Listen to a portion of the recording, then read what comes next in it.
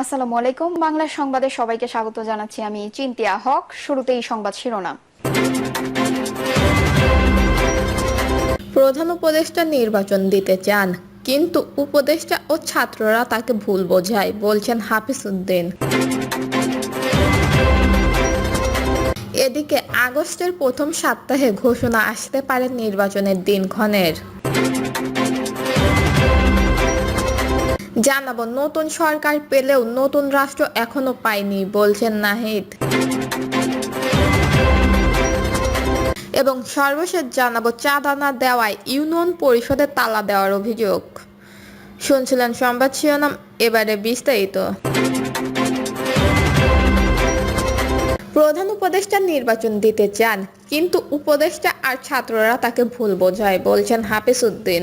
BNP স্থায়ী কমিটির সদস্য অবসরপ্রাপ্ত মেজর হাফিজ উদ্দিন আহমেদ বলেছেন, প্রধান উপদেষ্টা নির্বাচন দিতে চান, কিছু কিছু উপদেষ্টা আর ছাত্ররা তাকে ভুল বোঝায়।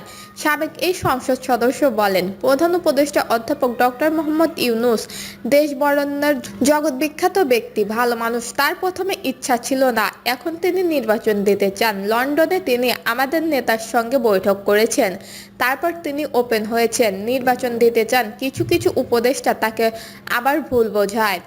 আর ছাত্ররা তো আছেই, আমরা একটু স্বাভাবিক হই। আমরা এখনো কমিটি করতে পারিনি, এইটা করতে পারি নাই, এখনো তাদের দলের রেজিস্ট্রেশনই হয় নাই। তাহলে তোমরা কিভাবে ক্ষমতায় যাইবে ভাই? কিন্তু উপদেষ্টা ও ছাত্রদের গড়া দল সহ ছোট দলগুলোর সমালোচনা করে হাফিজ উদ্দিন আহমেদ আরো বলেন, যে গণতন্ত্রের জন্য শহীদ আবু সাইদ জীবন দিয়েছে, আশা ছিল অন্তর্বর্তী সরকার এসে সেই গণতন্ত্র চালু করবে, কিন্তু তারা নির্বাচন দিতে খালি গরমিশ করছে।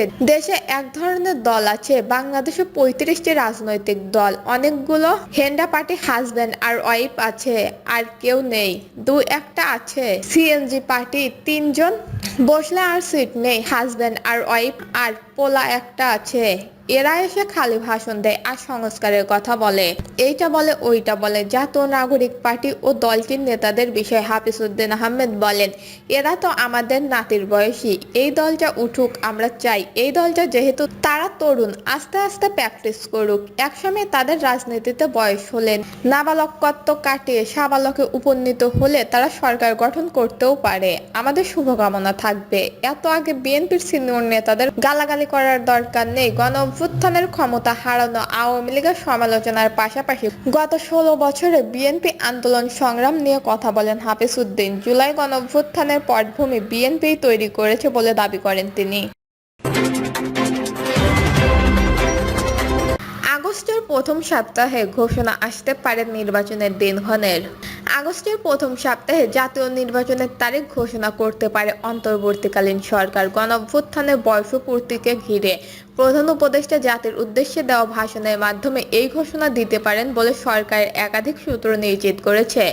সরকারের পক্ষ থেকে নির্বাচন কমিশনকে ফেব্রুয়ারিতে ভোট আয়োজনের প্রস্তুতি নিতে অনুরোধ করা হয়। এ সংক্রান্ত বার্তা আগস্টের প্রথম সপ্তাহে ইসির কাছে পৌঁছাবে বলে সূত্র জানিয়েছে। এদিকে রাজনৈতিক দলগুলো ঐকমত্যের ভিত্তিতে জুলাই সনদ 5 আগস্টের মধ্যে ঘোষণা করতে হবে, এ বিষয়ে এখন প্রায় নিশ্চিত। এরই মধ্যে জাতীয় ঐকমত্য কমিশন সনদের একটি খসড়া প্রস্তুত করেছে এবং রাজনৈতিক দলগুলোর সঙ্গে দ্বিতীয় দফা আলোচনা 31শে জুলাইয়ের মধ্যে শেষ করবে। রোববার সকালে রাজনৈতিক নেতাদের সঙ্গে আলোচনার শুরুতে কমিশনের সহ-সভাপতি অধ্যাপক আলী রিয়াদ জানান, সোমবারের মধ্যে সনদের খসড়া দলগুলোকে পাঠানো হবে। আলোচনার একটি দিন নির্ধারণ করে সই প্রক্রিয়া সম্পূর্ণ করা হবে। তিনি আরো বলেন, খসড়া সনদ নিয়ে সংলাপে আলোচনা হবে না। যদি বড় ধরনের মৌলিক আপত্তি ওঠে তবেই আলোচনা হবে। সনদে রাজনৈতিক দলগুলোর মতামত যুক্ত করে একটি প্রাথমিক রূপ দেওয়া হবে, যেহেতু পটভূমি ও অঙ্গীকার, যেখানে পটভূমি ও অঙ্গীকার থাকবে। আলোচনায় নির্বাচনের দিনক্ষণ। গত 13 জুন লন্ডনে অন্তর্বর্তী সরকারের প্রধান উপদেষ্টা ডক্টর মোহাম্মদ ইউনূসের সঙ্গে বৈঠক করেন বিএনপির ভারপ্রাপ্ত চেয়ারম্যান তারেক রহমান। বৈঠক শেষে যৌথ বিবৃতিতে বলা হয়, সব প্রস্তুতি সম্পূর্ণ হলে 2026 সালের রমজান মাস শুরু হওয়ার আগের সপ্তাহে অর্থাৎ ফেব্রুয়ারির প্রথমার্ধে নির্বাচন অনুষ্ঠিত হতে পারে। তবে সে সময়ের মধ্যে সংস্কার ও বিচারের অগ্রগতি থাকতে হবে। তবে বৈঠকের ঘোষণা অনুযায়ী সরকারের তরফে নির্বাচনের কোনো দৃশ্যমান পদক্ষেপ না থাকায় বিএনপি নেতাদের মধ্যে সংশয় তৈরি হয়। বিশেষ করে ইসিকে এখনো স্পষ্ট কোনো নির্দেশনা না দেওয়ার সন্দেহ অবিশ্বাস্য আরও বেড়ে যায়।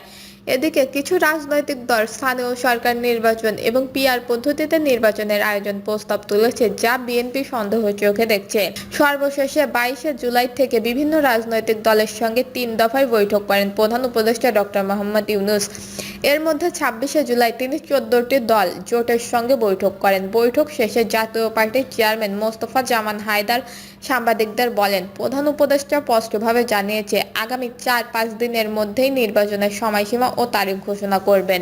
তার মতে এই বিষয়টি আলোচনার সবচেয়ে ফলপ্রসূ অংশ।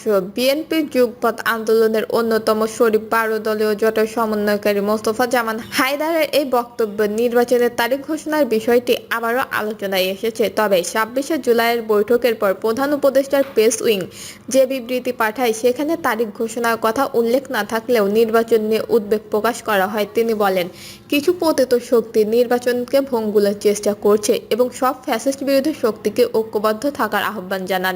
দলগুলোর প্রক্রিয়া নির্বাচনের সময়সীমা ঘোষণাকে বিএনপি ইতিবাচকভাবে দেখছে। দলের মহাসচিব মির্জা ফখরুল ইসলাম আলমগীর বলেন, প্রধান উপদেষ্টা 2-4 দিনের মধ্যে যদি নির্বাচনের সময় ঘোষণা করেন খুশিই হব, কারণ এটাই তো আমাদের দাবি। তবে রাজনৈতিক অঙ্গনে এ নিয়ে মিশ্র প্রতিক্রিয়া দেখা গেছে।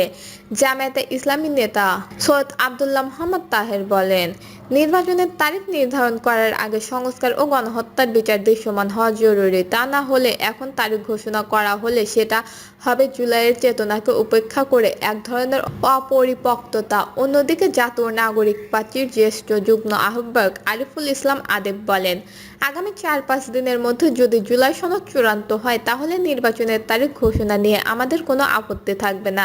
বিভিন্ন দল মনে করে জুলাই সনদ চূড়ান্ত হওয়ার প্রক্রিয়ায় যেন কোনো বিঘ্ন না আসে, সেজন্য সরকার নির্বাচনের বিষয়টি রাজনৈতিক দলগুলোকে সুনির্দিষ্টভাবে আশ্বস্ত করতে চাইছে।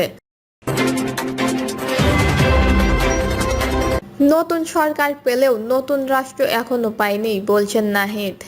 জাতীয় নাগরিক পার্টির আহ্বায়ক নাহিদ ইসলাম বলেছেন, আমরা বলেছিলাম গণঅভ্যুত্থানের মধ্যে দিয়ে যে পুরনো ফ্যাসিস্ট ব্যবস্থা রয়েছে, শেখ হাসিনা সংবিধান সহ যে সরকার ব্যবস্থা ছিল, এইসব নিয়ম পাল্টিয়ে নতুন রাষ্ট্র নতুন সরকার তৈরি করতে হবে। কিন্তু আফসোসের বিষয়, আমরা নতুন সরকার পেলেও নতুন রাষ্ট্র এখনো পাইনি। জাতীয় নাগরিক পার্টি আপনাদের কাছে ওয়াদাবদ্ধ, গণঅভ্যুত্থান শহীদের কাছে ওয়াদাবদ্ধ। নতুন দেশ গড়া না পর্যন্ত আমাদের এই লড়াই চলমান থাকবে। নাহিদ ইসলাম বলেন, আপনারা জানেন বাংলাদেশে গণঅভ্যুত্থান হয়েছিল তরুণদের নেতৃত্বে। এই তরুণদের ওপর আস্থা রেখে বাংলাদেশের মানুষ রাস্তায় নেমে এসেছিল।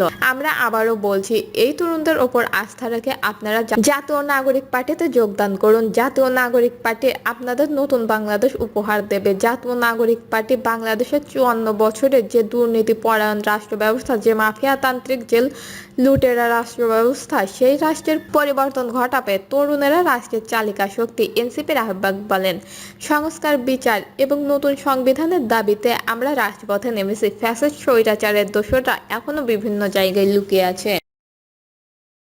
দর্শক, এই ছিল এখনকার সর্বশেষ নিউজটি ভালো লাগলে একটি লাইক দিন, কমেন্টে আপনার মতামত জানান এবং আমাদের পাশে থাকার জন্য বেল বাটনটি অন করে রাখুন। ধন্যবাদ।